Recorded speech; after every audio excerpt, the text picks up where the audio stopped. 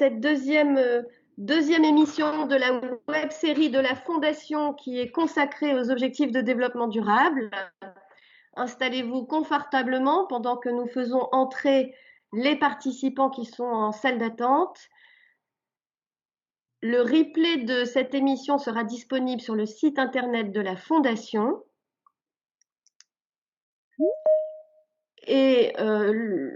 Et surtout, si vous avez des questions, ou si vous avez des commentaires, des témoignages, des choses à partager avec nous et avec les intervenants tout au long de l'heure d'émission, eh bien, nous vous demandons d'utiliser le fil de discussion. Alors, c'est parti. La web série Le petit journal illustré de la Fondation AG2R La Mondiale sur les ODD est un concept qui a été inventé par Donata Cherrier-Morigi et Émilie Habert de l'équipe de la Fondation à destination des membres de la Fondation et des amis de la Fondation AG2R La Mondiale. L'idée, c'est par des témoignages concrets, d'illustrer les objectifs de développement durable qui ont été adoptés dans le cadre de l'agenda 2030 par l'Organisation des Nations Unies en 2015. 17 objectifs de développement durable, 169 sous-objectifs ont été fixés à l'ensemble des États dans le monde. Et pas seulement les États, l'ensemble des organisations publiques et privées et des citoyens. Ces objectifs couvrent l'intégralité des enjeux de développement dans tous les pays, enjeux de développement comme le climat, la biodiversité, l'énergie, l'eau, mais aussi la pauvreté, l'égalité, la prospérité économique ou encore la paix, l'agriculture, l'éducation. Pour nous, les fondations, et pour le Centre français des fondations aussi, les fondations peuvent jouer un rôle utile pour faire vivre ces objectifs. La Fondation d'entreprise AG2R La Mondiale vous propose donc cette web-série qui est organisée en plusieurs épisodes, chaque épisode illustrant un ODD en lien avec sa vocation. Deuxième épisode aujourd'hui consacré à l'objectif de développement durable numéro 8, intitulé « Travail décent et croissance économique ». L'objectif vise à promouvoir une croissance économique soutenue, partagée et durable, le plein emploi productif et un travail décent pour tous. Le plein emploi productif. Nous en rêvons en France depuis longtemps. Nous en sommes loin. Et autant se dire que si nous en sommes loin en France, nous en sommes loin dans de nombreux pays du monde. L'ODD 8, le travail décent, est étroitement corrélé à plusieurs autres objectifs de développement durable. Le 9, consacré au développement de l'industrie, l'innovation et des infrastructures. L'idée centrale que nous défendons et que nous partageons avec l'Organisation des Nations Unies, c'est que si nous ne créons pas d'activité économique, en particulier industrielle, parce que l'industrie est le moteur de l'économie et de la croissance, eh bien, si nous ne créons pas d'activité économique, il sera difficile de développer l'emploi et le travail en général. Et l'ODD 8 est aussi bien évidemment relié à l'ODD 12 sur la consommation et la production responsable, au 11, puisque tout cela s'organise à l'échelle des villes, des communautés, des territoires, au 10, car le travail, l'autonomie par le travail permet de réduire considérablement les inégalités et le travail est un des premiers leviers de lutte contre les inégalités sociales et de situation et aussi de lutte, bien évidemment, contre la pauvreté. En fait, si on y réfléchit un peu, tous les objectifs de développement durable sont interdépendants et ils sont particulièrement interdépendants avec celui-ci, celui qui est consacré au travail. On pourrait dire que c'est le roi des objectifs. En tout cas, c'est ainsi que nous l'entendons chez AG2R La Mondiale et c'est la raison pour laquelle nous avons souhaité consacrer ce deuxième épisode et donner la parole à 3 partenaires de la Fondation donc Serge Maric, directeur de TESEA, qui est une entreprise à but d'emploi situé à Pipriac et qui fait partie du grand réseau de la grande expérimentation zéro chômeur sur les territoires. Caroline Porte, qui est directrice du réseau Tissons la solidarité, avec laquelle nous travaillons depuis très longtemps maintenant et on en est d'ailleurs très heureux, et Stéphane Grange, responsable du projet social Messidor, qui considère le travail comme un levier d'épanouissement personnel, professionnel des personnes en situation de handicap psychique. Pour conclure, et tout au long de cette heure d'intervention et d'échange entre nos intervenants, eh bien, Hugues Sibyl, président du labo de l'ESS, nous fait le plaisir et l'honneur d'être le grand témoin de cette émission consacrée au travail.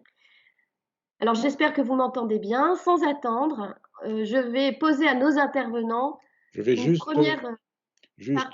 Delphine, saluer nos amis Ah oui, pardon, Président. participantes et participants en me félicitant de cette deuxième édition très très importante parce qu'effectivement le travail et les temps modernes, ça nous rappelle quelque chose d'un point de vue cinématographique, mais surtout c'est un enjeu énorme, surtout dans la période actuelle pour le futur, j'allais dire pour le futur immédiat. Donc merci aux intervenantes et aux intervenants, merci à l'équipe pour cette séquence et j'en profite pour resaluer l'ami Sibyl qui conclura tout à l'heure.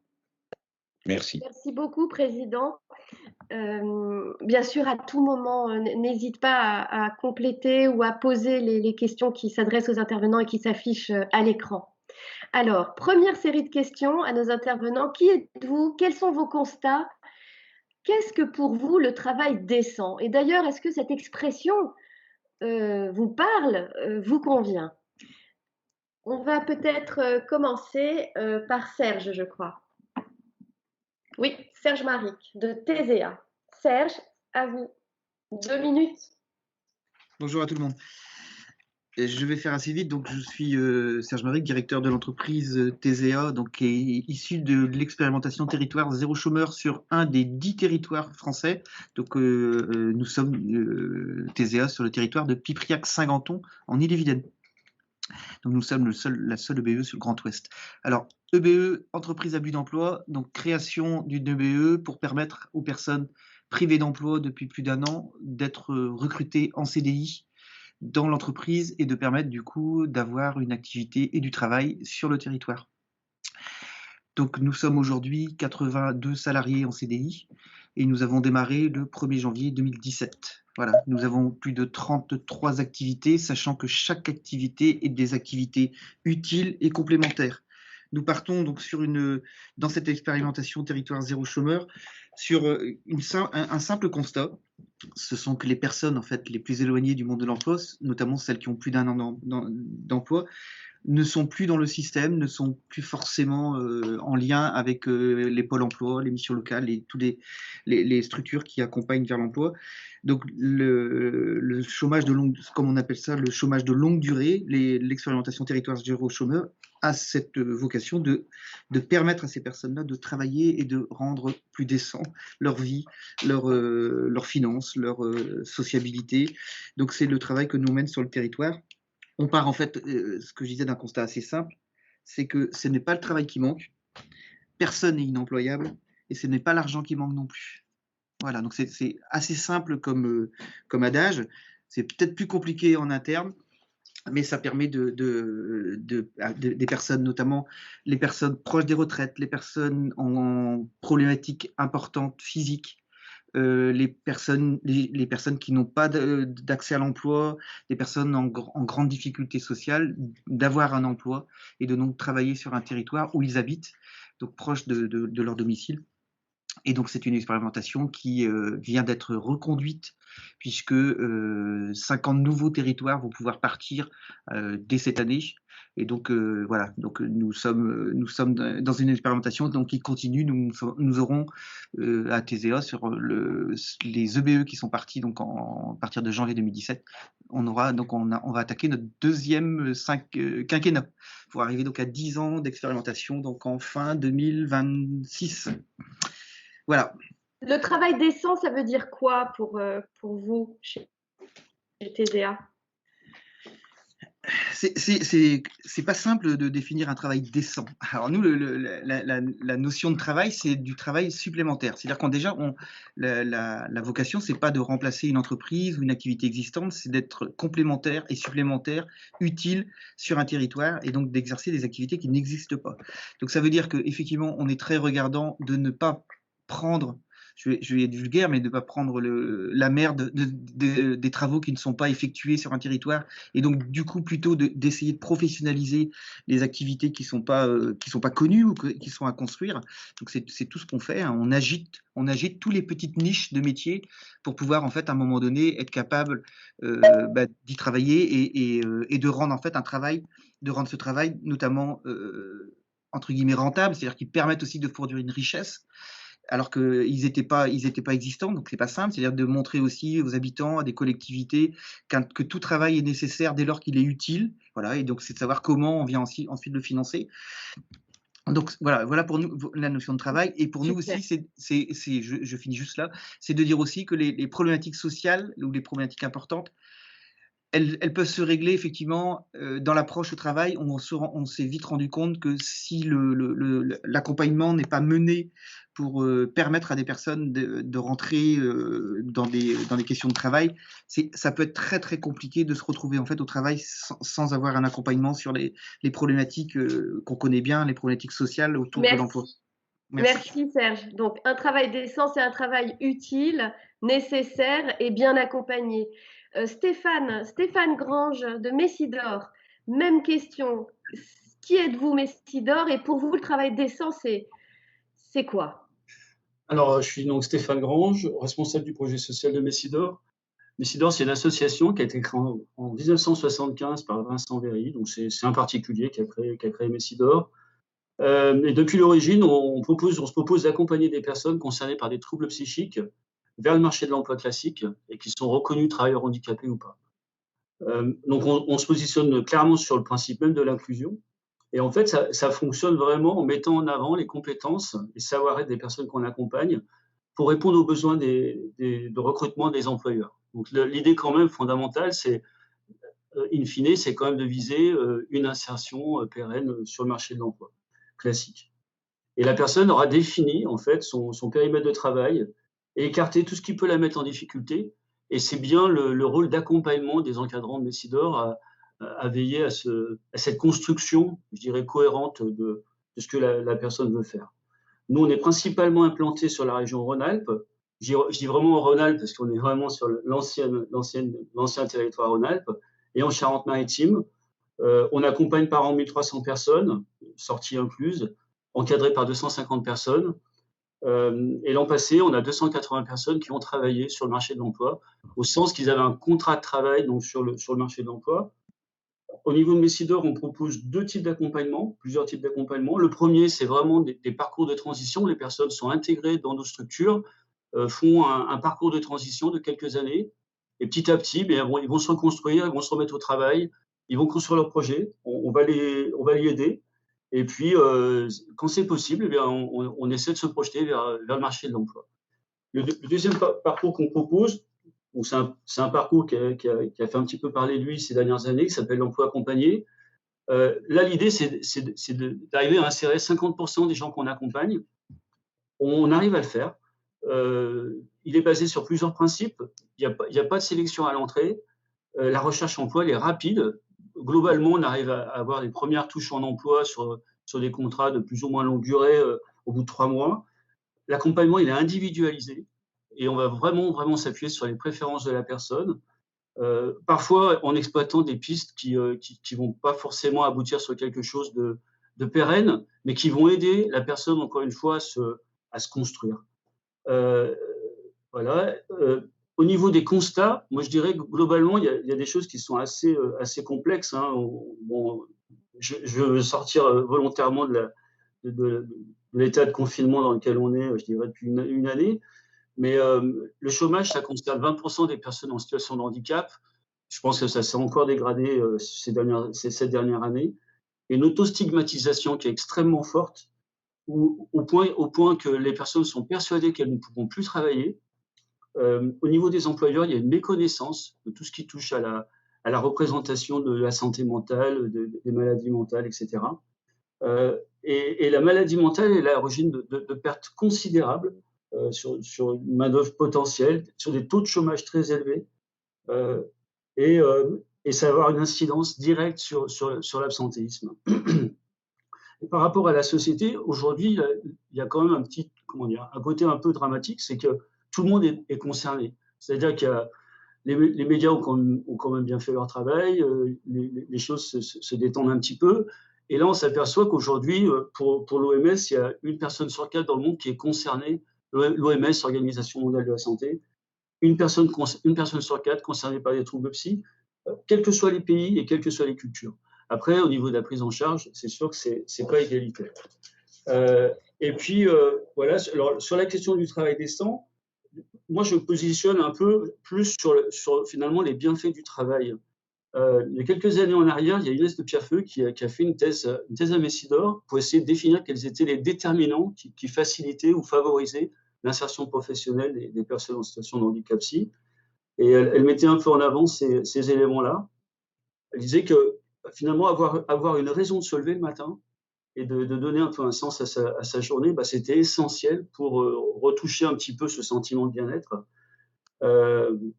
Il est clair qu'exercer une activité professionnelle donne l'opportunité d'occuper et de structurer son temps et ses journées de façon plus conforme aux rythmes sociaux, je dirais, dominants. Ça apporte aussi un sentiment d'inclusion, que ce soit dans la vie professionnelle ou sociale, pardon, et le sentiment d'être un peu comme tout le monde. Et puis, il y a aussi quelque chose qui est important pour les personnes qu'on va accompagner. Assez rapidement, ils vont s'apercevoir que le revenu, alors on ne veut pas dire que ce n'est pas important, bien sûr, c'est important pour tout le monde, mais tous les liens sociaux qui vont de nouveau restaurer leur apportent une satisfaction et une motivation supplémentaire pour justement aller vers le travail. Merci. Voilà. Merci Stéphane.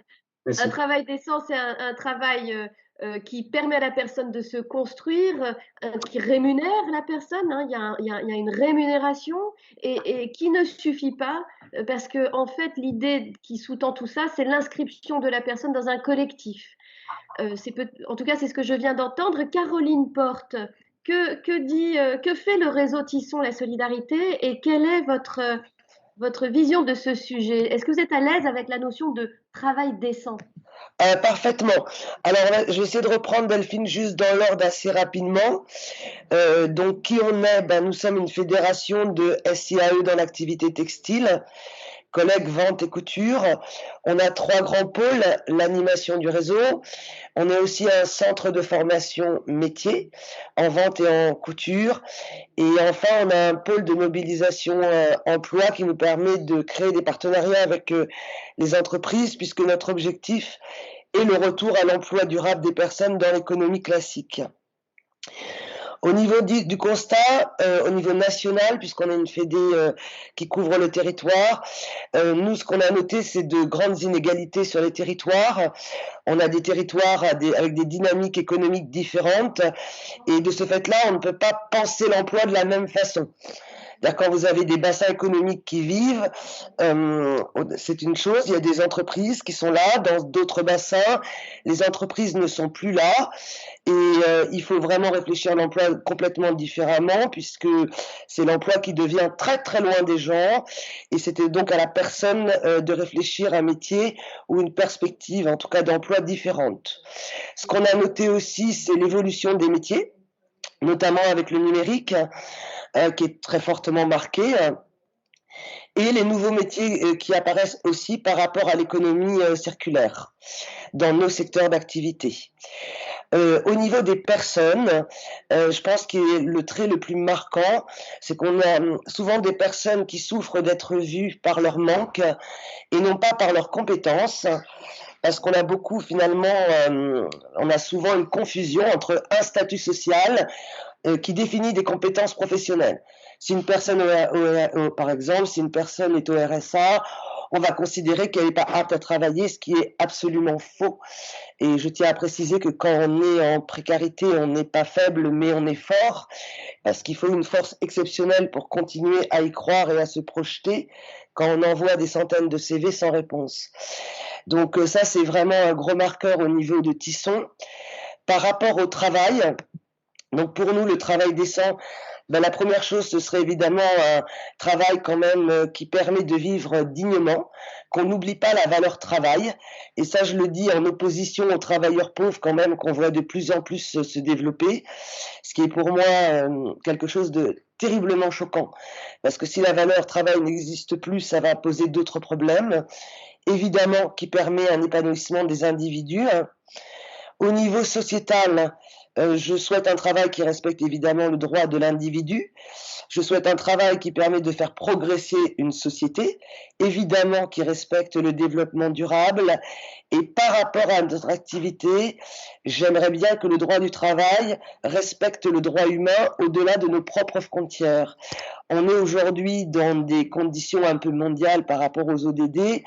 Est-ce qu'on peut encore supporter que dans la confection textile, on a vraiment des problèmes dans les chaînes de confection qui ne respectent absolument pas les droits humains. Je ne parlerai pas parce que l'histoire du Rana Plaza, je pense que tout le monde la connaît, mais j'espère que ces ODD vont permettre de changer ça et qu'on ait aussi une réflexion qui ne s'arrête pas à nos frontières, mais qui aille au-delà de nos frontières, parce que c'est ça qui amènera aussi un consommateur responsable. Et que le consommateur, à un moment donné, se dise, quand j'achète quelque chose finalement vraiment pas cher, eh ben, je cautionne le travail des enfants, je cautionne aussi ce qui se passe à l'extérieur de mes frontières, et si on peut, que le droit humain, en tout cas, soit vraiment international. Donc, en résumé, un métier, un travail décent qui permet de faire vivre dignement une personne, qui permet l'épanouissement de l'individu, qui respecte le droit des individus, mais au-delà de nos frontières à un moment donné, et qui permet de faire progresser une société.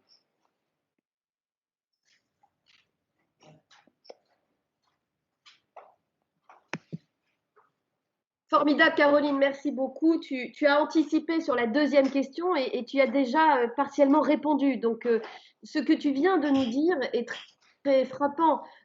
Parler de travail décent, c'est relier ce travail qui doit finalement participer à la construction de la dignité des personnes. Et d'ailleurs, tu faisais référence à l'émergence en France des travailleurs pauvres. On doit à Jérôme Vignon, notre administrateur de la fondation qui présidait l'Observatoire national de la pauvreté et de l'exclusion, d'avoir mis un sacré coup de projecteur sur cette réalité des travailleurs pauvres en France, et qui est une réalité scandaleuse. Tu viens de faire référence au lien entre cet ODD, le travail, et de nombreux autres.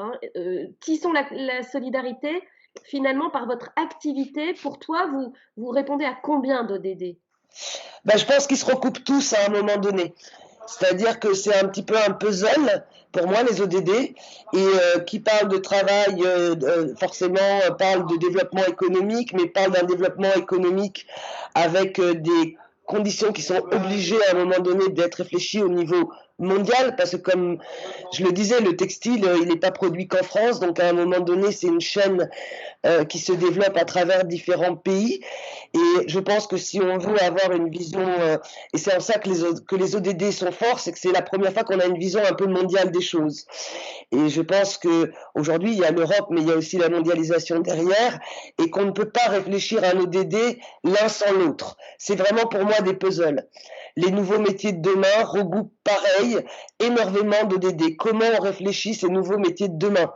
Est-ce qu'on les réfléchit uniquement d'un point de vue local, ou est-ce qu'on les projette beaucoup plus loin et qu'on inclut du coup dedans énormément d'ODD qui sont le développement durable, l'égalité homme-femme, la fin d'une pauvreté, aussi dans le monde, puisqu'encore une fois, quand un producteur de textile paye 50 centimes un gamin au Bangladesh, il n'aide pas à sortir cet enfant de la pauvreté, est-ce qu'il ne peut pas mettre en place un système scolaire qui va faire aussi monter en puissance un autre pays émergent?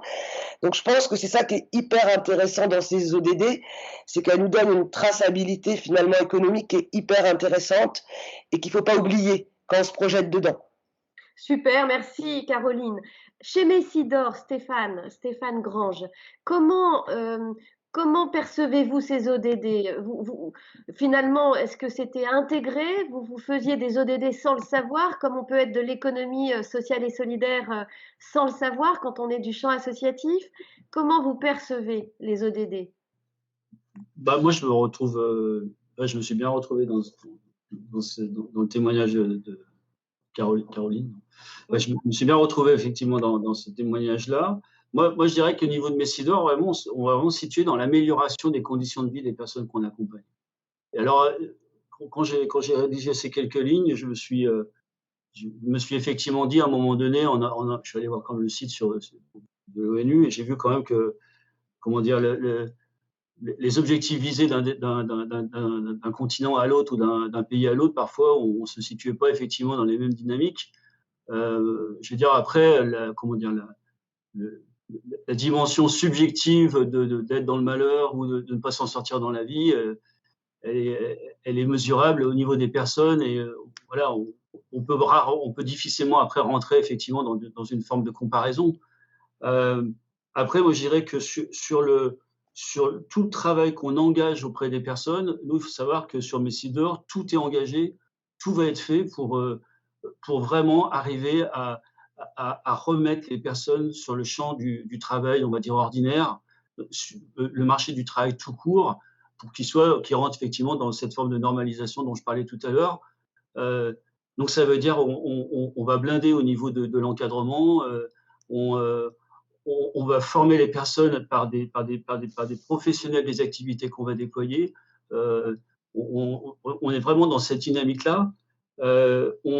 Et puis Messidor, depuis peut-être une petite dizaine d'années, on commence, je dirais, à être dans le soutien du rétablissement des personnes. Je ne vais pas rentrer dans le détail de ce qu'est le rétablissement, mais en tout cas, le soutien, c'est vraiment d'aider la personne à faire ses propres choix. C'est d'encourager aussi l'autogestion de ses problèmes, c'est de s'appuyer sur ce qu'elle peut apporter, comment elle se positionne par rapport à la... C'est aussi de valoriser le travail des pères ou des pères aidants. C'est de partir, il y a des personnes qui sont rétablies, qui arrivent à vivre avec leurs problématiques, qui travaillent, qui ont une vie sociale, qui ont une famille, etc. Et ils se mettent au service des autres pour apporter leur savoir expérientiel. Et puis, il y a une dimension qui est extrêmement importante pour nous, et moi, j'y vois un peu ça dans ces objectifs de développement durable, c'est vraiment de s'appuyer sur les forces des personnes. C'est vraiment, plutôt que toujours dans dénigrer ou dans rabaisser ou dans toujours dire qu'est-ce qui ne va pas, c'est quoi l'écart, etc.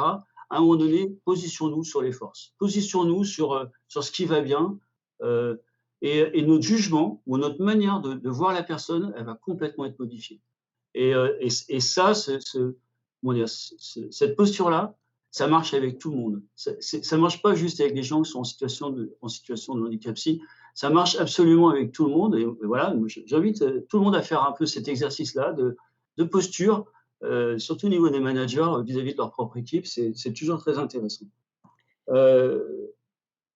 L'idée aussi de s'appuyer sur les ressources qui sont disponibles, ça a été dit, je crois, par les deux intervenants. Il n'y a pas de règles établies où on va pouvoir fonctionner de manière similaire d'un territoire à l'autre. Ça dépend des acteurs en place, du profil des personnes, des ressources disponibles. Et pour ça, on est vraiment aussi dans la dynamique de l'inclusion. Voilà. Voilà. Super. Je pense que ça résonne beaucoup pour Serge Maric et TESEA, hein, partir des personnes de leur force et des ressources du territoire. Serge, le développement durable nous invite à penser très très loin, très très large, et puis aussi dans le très local. Comment vous traitez cette question des objectifs de développement durable, si vous la traitez? Vous énonciez, lorsqu'on est dans l'ESS, effectivement, d'être très vigilant à respecter quelques pas obligations, mais quelques orientations. Mais ce que disait, alors c'est Stéphane, je crois. Effectivement, on va retrouver nous sur notre petit territoire, parce que nous on est vraiment sur un territoire, on n'est pas ni au niveau d'un département, ni on est vraiment sur un petit territoire qui englobe 2 communes. La première chose qu'on va regarder, effectivement, c'est la personne, c'est la compétence qu'elle a, et en fonction en fait de ses compétences, d'aller mettre en lien avec des activités qui sont non concurrentes. Donc, vous voyez, le schéma est assez simple. Aujourd'hui, nous, on se bat aussi pour que, en inclusion, on accueille aujourd'hui 33% de personnes en situation de handicap, en RQTH, reconnaissance de travailleurs handicapés. On est bien loin des 6% obligatoires. Et on accueille aussi plus de 30% de nos personnes avec des problématiques de mobilité. Voilà, donc c'est quelques chiffres, mais ça montre effectivement tout le travail qu'on essaie de mener pour arriver à, sur notre petit territoire, à investir toutes les questions de plein emploi, les questions de développement local, donc que ce soit sur des activités effectivement qui sont nouvelles, très écolo souvent. Donc, c'est-à-dire qu'on va être beaucoup sur les aspects déchets, les aspects tri, les aspects, ce type de travaux. Et on participe à réduire effectivement par l'accueil des personnes et le fait qu'elles soient en CDI, en contrat à durée indéterminée, à lutter contre leur pauvreté. Ça résonne, excusez-moi, il y a des résonances derrière, à lutter du coup contre aussi la pauvreté, leur pauvreté, c'est-à-dire d'essayer régulièrement de les former, de les monter en compétences. La différence qu'on a un petit peu, nous, au moins sur notre territoire, mais qui n'est pas forcément reproductive sur l'ensemble des entreprises à but d'emploi sur le territoire national, c'est que nous, en fait, on n'a pas d'encadrement en tant que tel. C'est-à-dire qu'on s'est positionné très vite en 2017 en se disant que dans les compétences des personnes, donc qui étaient privées d'emploi à l'époque, on avait peut-être la compétence de personnes qui souhaitaient faire de l'encadrement sans être encadrant. Donc aujourd'hui, on forme des personnes qui n'avaient jamais d'ailleurs encadré ou animé une équipe, pouvoir en fait venir en fait supporter sur nos différents sites de production l'accompagnement en fait au développement de l'activité, aux soucis et au regard de ses collègues. Et en fait, au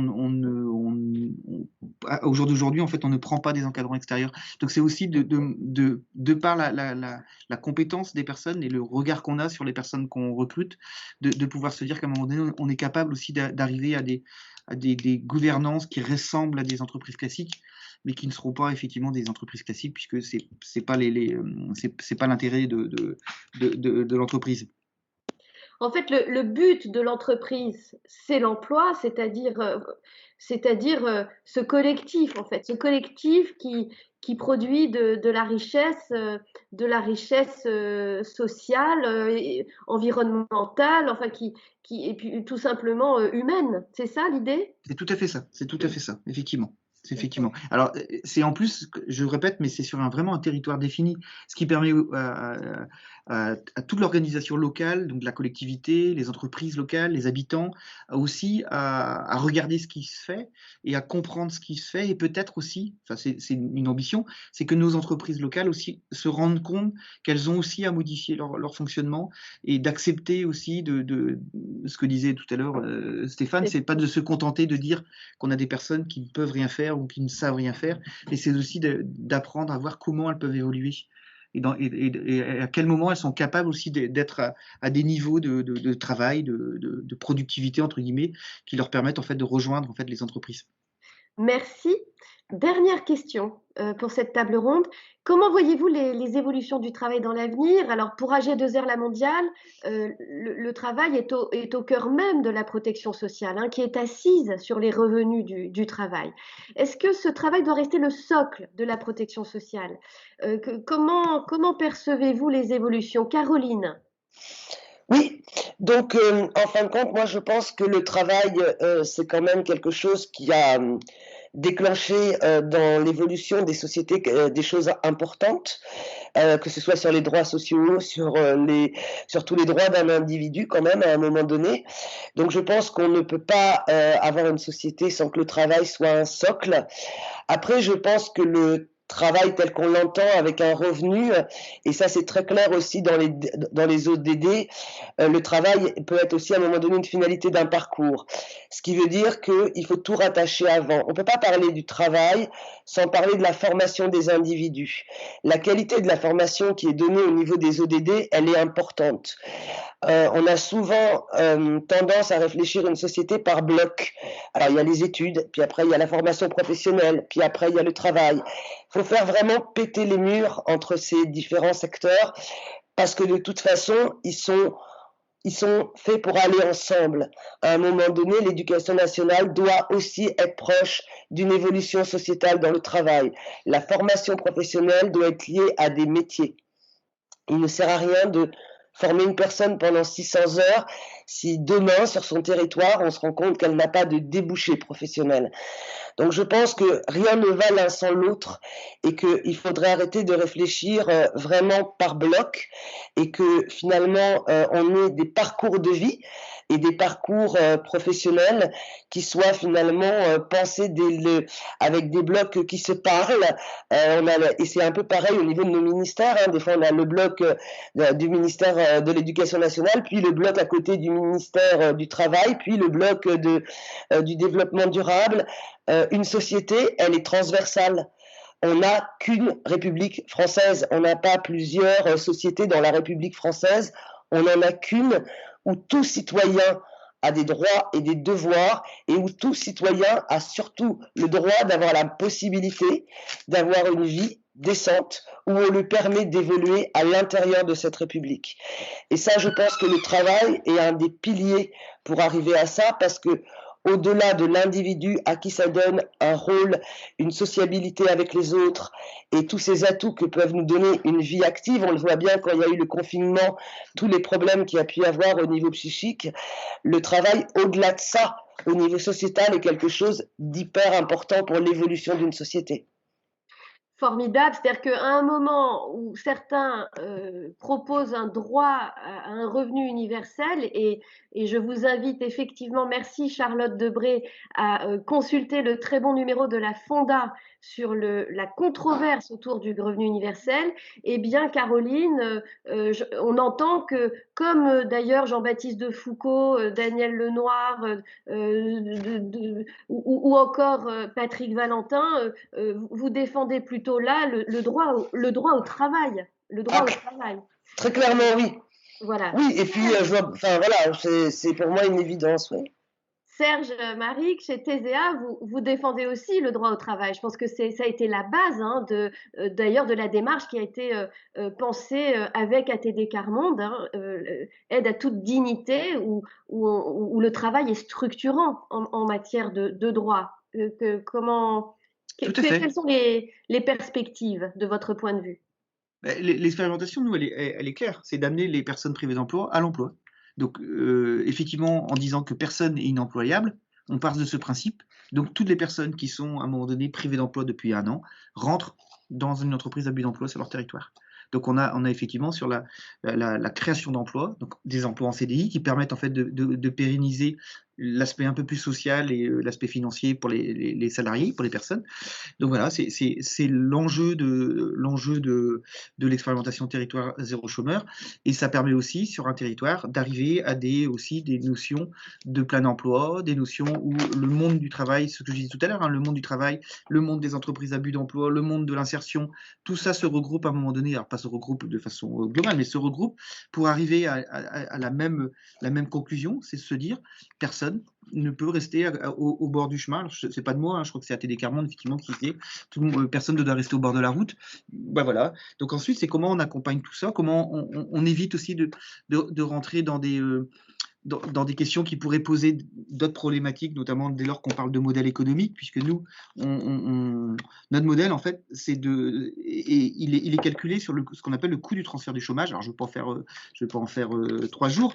Le coût du transfert du chômage est assez simple. On estime qu'une personne qui est privée d'emploi depuis 1 an et donc qui est chez elle, qui ne travaille pas, elle coûte entre 15 et 25 000 euros par an à la société. L'expérimentation de territoire zéro chômeur, c'est de dire on transfère de cet argent-là sur des entreprises en but d'emploi pour que du coup les personnes puissent être embauchées. C'est-à-dire qu'en fait, on ne doit pas coûter plus cher en la faisant travailler qu'en la laissant chez elle. C'est le pari qu'on doit faire et c'est le pari qu'on mène nous depuis 2017 sur notre territoire. Merci. Pour tout le monde, je veux préciser que la Fondation AG2R La Mondiale, à l'unanimité de son conseil d'administration, a été une des 2 premières fondations à soutenir l'expérimentation, enfin même avant l'expérimentation, l'étude de faisabilité de l'expérimentation zéro chômeur, pour toutes les raisons que vous venez d'évoquer, et aussi parce que c'est ATD Quart Monde avec Patrick Valentin qui était venu nous voir et qui nous avait mobilisés. ATD Quart Monde, à qui on doit de très très belles et très grandes réformes. ATD qui a été longtemps, jusqu'à cette année, et malheureusement c'est historique, membre du CESE, et s'était appuyé sur le CESE pour construire les bases de la négociation politique au sein des partenaires sociaux pour tester cette expérimentation zéro chômeur. Voilà, malheureusement, ATD Quart Monde ne fait pas partie des organisations qui viennent d'être désignées par décret. On ne désespère pas, on espère que ATD trouvera sa place à nouveau au CESE dans la mandature qui vient par d'autres biais. Je tenais à le préciser parce que aujourd'hui, nous avons une multitude, 3 intervenants, 3 expérimentations, 3 univers très proches de la Fondation et qui sont au cœur même des nouvelles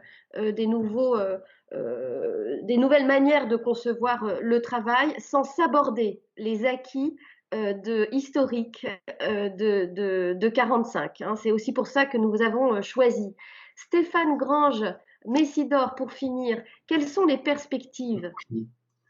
Alors, juste avant de parler des perspectives, je voulais justement revenir sur ces mois de confinement et où il a été question beaucoup pour des médecins finalement de dire ouais, notre santé mentale s'est dégradée.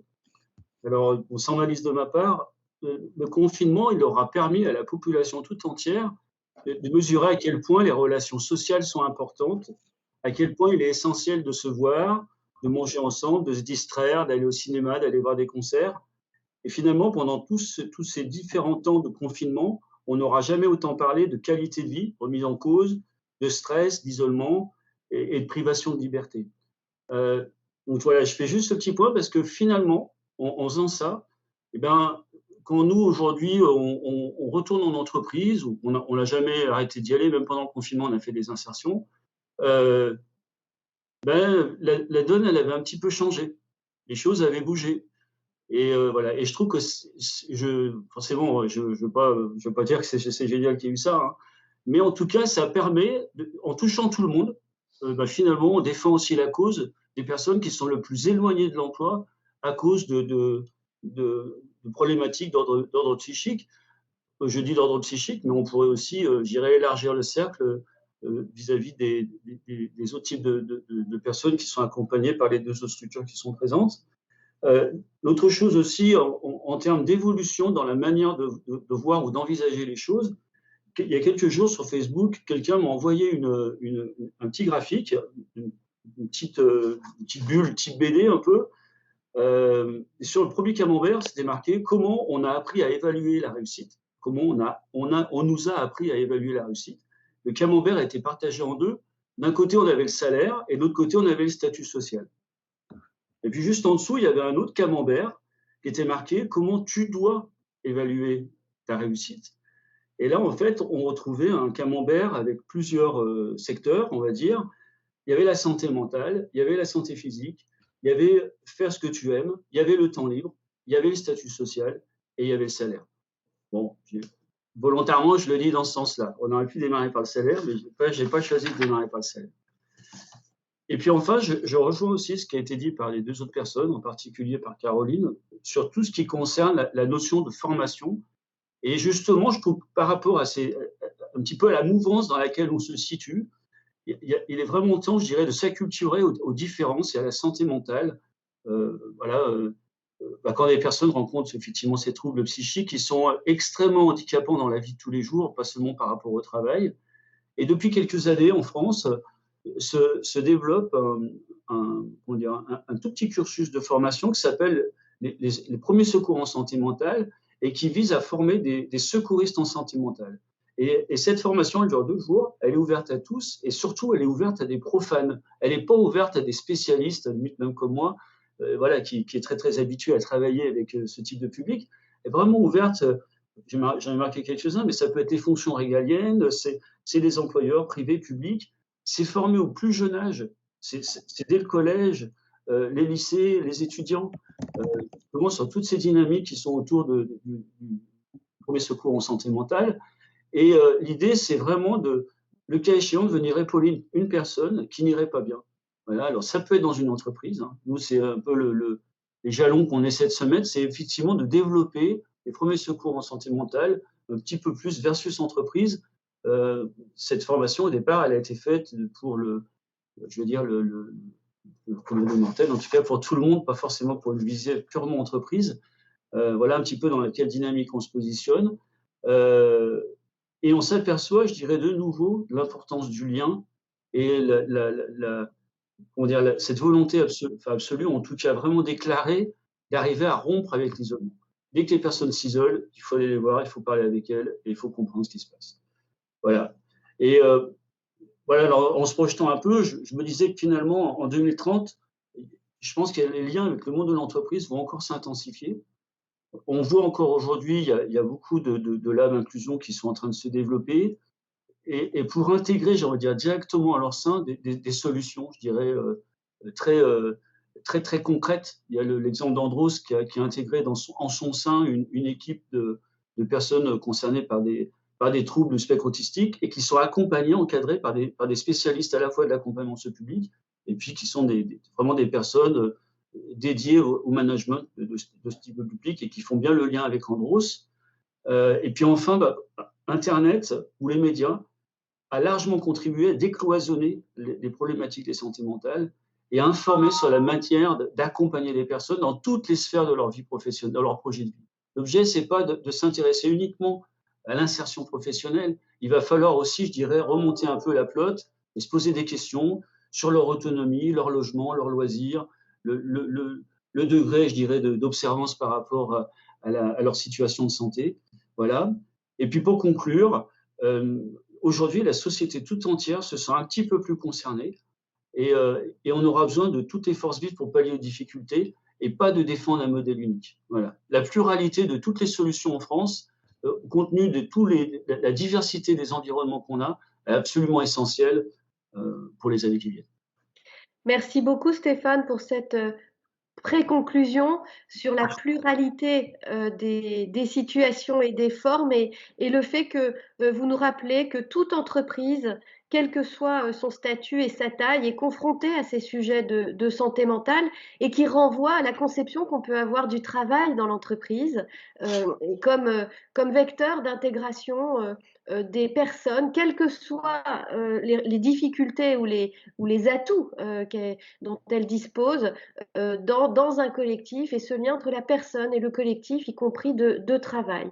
Alors, pour notre part, nous en avons fini avec nos 3 intervenants que je voudrais vraiment remercier. Et peut-être, avant de passer la parole à Hugues, donner la parole à notre président. Thierry, est-ce que tu as quelque chose que tu aimerais ajouter ? Oui, très vite, mais parce que ces 3 exposés, 3 démonstrations sont formidables. Moi, ce qui me frappe notamment, hein, mais c'est important, c'est la transversalité sur laquelle les uns et les autres vous avez mis l'accent. C'est-à-dire qu'il ne s'agit pas simplement effectivement du revenu universel, mais vraiment de l'accès, j'allais dire, à un type de vie décent, je dirais l'accès à un niveau de vie décent, au sens niveau global de vie décent, pas simplement sur une question travail ou santé, etc. Mais cette transversalité que vous avez mis le focus véritablement là-dessus, chacune et chacun à votre manière, je crois que c'est très très important. Et c'est une façon, entre guillemets, hein, de vendre, d'utiliser ce terme-là, les objectifs de développement durable à tout un chacun, à chaque bout de la chaîne. Et ça, je trouve que c'est essentiel aujourd'hui et qu'on a encore beaucoup à faire dans ce sens-là. Merci. Merci beaucoup, Président Hugues. Hugues Sibyl, président du labo de l'ESS. Te connaissant, tu vas pouvoir sans doute nous présenter une synthèse de tout ce qu'on a entendu et puis ouvrir de nombreuses fenêtres. Merci beaucoup Delphine. Le temps étant compté, je vais essayer de dire juste quelques éléments. D'abord, la première chose que je voudrais dire, c'est comme d'habitude, les 3 expériences qui sont montrées montrent la richesse, l'innovation qui existe aujourd'hui au sein de l'économie sociale et solidaire et sur les territoires pour à la fois créer des emplois et transformer l'emploi. Je voudrais déjà poser ce premier petit jalon. On a des sujets de création d'emplois parce qu'on en manque, mais il faut que cette création d'emplois ne soit pas obsessionnelle au point qu'on crée des emplois dégradés. Donc, notre rôle à nous, l'ESS, c'est à la fois de créer des emplois, mais aussi de les transformer. Et de ce point de vue-là, je fais aussi une première observation sur ce que j'ai entendu, c'est que le rapport emploi-travail, qui a été longtemps finalement un lien entre le salarié, la personne, l'individu, et puis l'entreprise, quelle qu'elle soit, aujourd'hui, ça s'élargit. Il faut avoir en tête la notion d'écosystème.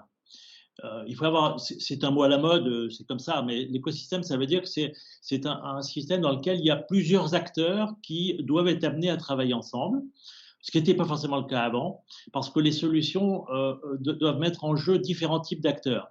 Et cette notion d'écosystème, elle est valable à la fois pour les territoires. Donc, évidemment, Territoire Zéro Chômeur est une illustration formidable de ça. Moi, je suis administrateur de Territoire Zéro Chômeur longue durée.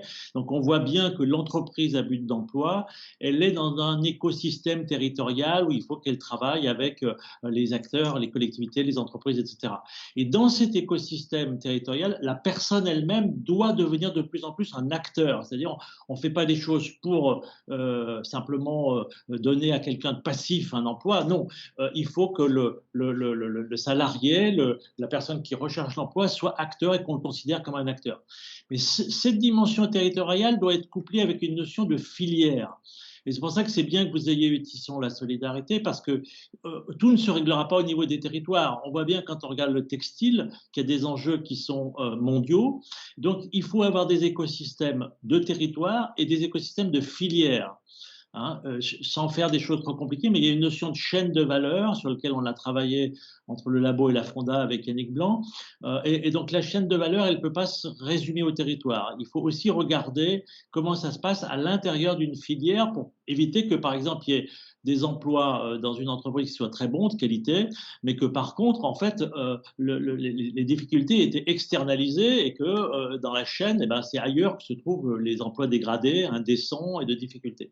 Voilà. Alors la deuxième chose que je voudrais dire, c'est qu'on est quand même sur une tendance de fond dans laquelle, dans la dernière période, il y a eu peut-être une certaine dégradation en matière d'emploi, mais dans lequel on est aussi dans le contexte Covid. Moi, je ne sais pas lire encore aujourd'hui, à la sortie de la crise sanitaire, comment ça va se passer sur l'évolution de l'emploi. Je mets simplement déjà 2 exemples de questions que je me pose. Évidemment, le télétravail, qui va modifier puissamment les conditions de travail et les modalités de travail, en positif ou en négatif.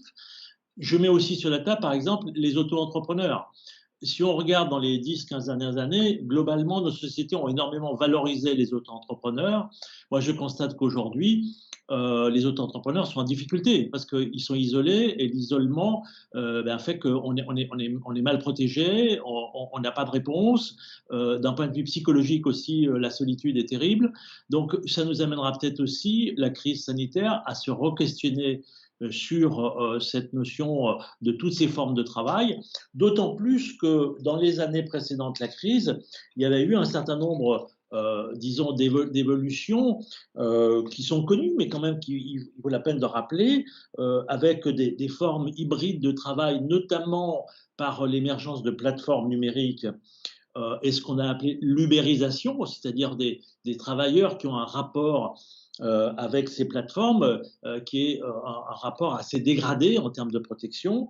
On a vu aussi la précarisation des contrats, avec de plus en plus de contrats à durée déterminée, de temps partiel, etc. On a vu l'émergence de la pluriactivité avec des parcours discontinus d'emploi.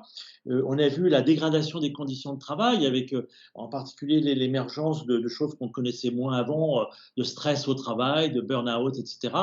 Donc, dans cette toile toile de fond là, qu'il ne faut pas rendre noire, hein, mais je pense quand même que la crise sanitaire peut être une chance et en même temps une menace sur des choses qui étaient déjà relativement difficiles. Moi, ce qui m'intéresse, c'est qu'est-ce que l'ESS, en étant dans l'optique des objectifs de développement durable, peut apporter. Et je le formule en disant que pour nous, il s'agit à la fois de transformer l'emploi et de redonner du sens au travail. Et je voudrais dire à ce sujet-là qu'il faut que dans nos têtes, on distingue l'emploi et le travail. Souvent, on a l'impression que c'est un peu le même mot, mais l'emploi, c'est ce qui relie un travailleur à une organisation par laquelle transitent des revenus, transitent des garanties sociales. Le travail, c'est un peu différent, c'est l'activité qui permet de produire des services, etc. Et il me semble que l'enjeu, c'est bien de relier les deux. C'est-à-dire qu'il faut transformer l'emploi, mais il faut aussi redonner du sens au travail. Dans nos sociétés, le travail a tendance à perdre son sens, et donc la motivation au travail se dégrade. Et de ce point de vue-là, ce sens au travail, et ça c'est une force de l'économie sociale et solidaire, le fait qu'on soit sur des activités qui soient socialement utiles, redonne du sens au travail. Ce que la crise sanitaire nous montre, c'est finalement de quoi aujourd'hui, qu'est-ce qui est le plus utile? Eh ben, c'est les gens qui sont en première ligne sur les questions de santé, c'est les gens qui sont en première ligne sur les questions d'éducation de nos enfants. Et donc, redonner du sens au travail, c'est aussi, pour l'économie sociale et solidaire, être capable de mettre des coefficients de valeur sur l'utilité sociale des services ou des produits qui sont rendus. Et là, on a vraiment un rôle tout à fait important à jouer en tant qu'économie sociale et solidaire.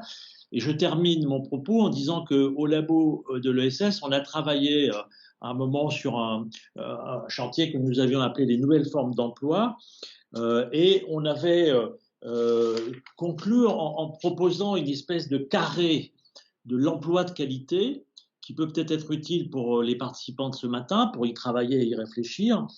Pour nous, un emploi de qualité et qui donne du sens au travail, il a 4 composantes. Premièrement, il y a un contrat. Ce contrat permet de formaliser des engagements réciproques, c'est-à-dire que c'est quand même un état de droit, et on voit bien avec l'ubérisation ou avec certaines formes d'emploi que quand il n'y a pas de contrat, ben, on est dans une situation difficile. Donc il faut un contrat, il faut une protection. Cette protection, c'est à la fois une protection sociale, évidemment ça intéresse au premier chef à G2R, la mondiale, donc une protection sociale sur la santé, sur le chômage, mais aussi une protection sur les droits sociaux, par exemple la formation. Et là, on voit bien les écarts qui peuvent exister entre des auto-entrepreneurs d'un côté et puis des gens qui sont salariés de grandes entreprises. Donc, un contrat, une protection, un collectif. Et vous l'avez dit tout à l'heure, et c'est absolument fondamental. Et le télétravail peut amener à des dégradations que je considère personnellement comme à risque. Donc, il faut un collectif de travail, c'est-à-dire un endroit où on a des liens, on a de la coopération, on travaille ensemble. Et aussi un collectif de négociation. C'est-à-dire qu'une capacité à ce que les individus puissent négocier collectivement avec soit les employeurs, soit d'autres partenaires. Et enfin, le sens du travail. Donc, c'est l'utilité sociale de ce qu'on produit, c'est les conditions dans lesquelles on travaille, mais il faut absolument défendre la notion de sens du travail quand on est dans l'économie sociale. C'est tout à fait fondamental. Et de ce point de vue-là, donc, il est clair, tu m'y invitais Delphine, que l'enjeu territorial, mais comme je l'ai dit, pas tout seul, c'est-à-dire avec les enjeux de filière, est tout à fait important, et que je crois que, par exemple, pour donner 2 exemples, nous devrions travailler dans les années qui viennent à la notion de responsabilité territoriale de l'entreprise, pas seulement RSE, mais responsabilité territoriale. Quels sont mes impacts sur le territoire ? Et que d'autre part, à l'heure actuelle, il y a une politique de relance de ce qui s'appelle les pôles territoriaux de coopération économique. De plus en plus, il faut que des acteurs comme l'ESS, les PME, les TPE, les centres de formation, l'université, travaillent ensemble sur les territoires pour concevoir des réponses qui sont pas des réponses chacun dans son coin, mais des réponses qui sont à base de coopération. Et là, l'ESS est forte parce que coopérer, ça s'apprend. C'est pas si facile que ça de coopérer sur un territoire. Je pense que ceux qui sont intervenus le savent bien, hein, les OBE le savent bien. Donc là, nous avons, je crois, des gros chantiers pour que sur les territoires, on mesure mieux les impacts et on coopère davantage, qu'on ait des modèles économiques, qu'on ait de l'accompagnement, que les citoyens soient partie prenante de ces projets. Mais c'est passionnant. Et donc, moi, chaque fois que je suis allé sur les territoires voir ce que l'ESS inventait, avec les SIC, avec les coopératives d'activité et d'emploi, on en ressort gonflé parce qu'on voit que les solutions sont là et que finalement, l'un des enjeux, c'est d'arriver à faire qu'elles aient des résultats plus importants pour transformer l'emploi et redonner du sens au travail. Voilà, merci beaucoup. Merci beaucoup, Hugues, pour cette magnifique conclusion. Sans surprise, d'ailleurs, te connaissant. Et un petit mot de pub pour la Fondation qui a quand même été financeur et soutien dès la première heure du CORAS, du RTES qui ont travaillé sur ces pôles territoriaux de coopération économique avec le labo. Nous sommes aussi partenaires de Copanam, la coopérative d'activité et d'emploi, puisque nous avons financé les travaux de recherche sur la mutuelle de travail. Et je pourrais faire une liste assez longue de toutes les fois où, bien que petite fondation, vous avez au démarrage des réflexions qui ont ensuite été merveilleusement construites et développées par d'autres fondations. Voilà, nous en avons fini pour aujourd'hui. Le principe, c'est d'être rapide, ne pas prendre trop de temps sur vos emplois du temps bien chargés. Et je voudrais remercier l'ensemble des nos 3 intervenants et Hugues et notre président. Bon, c'est moi qui remercie l'équipe et surtout l'équipe. Voilà, Émilie Habert et Donata Cherrier-Morigi pour ce beau numéro encore.